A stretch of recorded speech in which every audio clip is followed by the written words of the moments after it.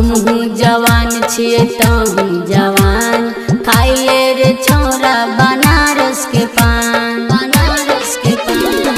हमहू जवान छिए तहू जवान खाई ले रे छोरा बनारस के पान।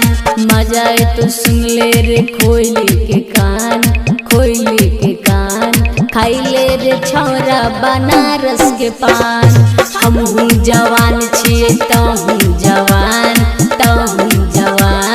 खाई ले रे छोरा बनारस के पान। हमहू जवान छिए तहू जवान खाई ले रे छोरा बनारस के पान।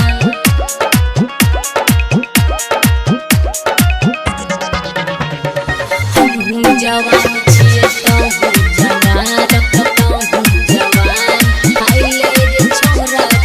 एक बेरी लेबे त बेरी बेरी अइबे लेबे रे नहीं त खूबे पछतइबे लेबे रे नहीं त खूबे पछतइबे। एक बार लेबे त बेरी बेरी अइबे लेबे रे नहीं त खूबे पछतइबे।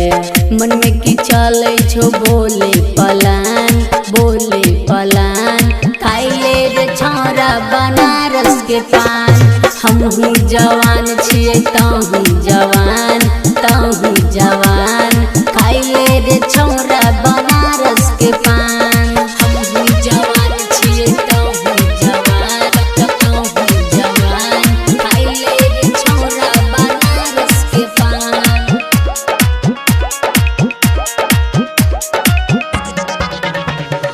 हमहू जवान छिए तहू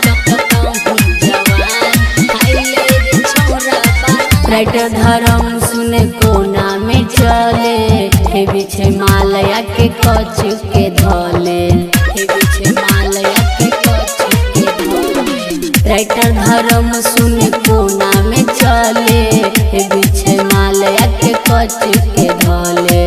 कहो राधिका चाहे चिकन सामान खाई ले रे छोरा बनारस के पान।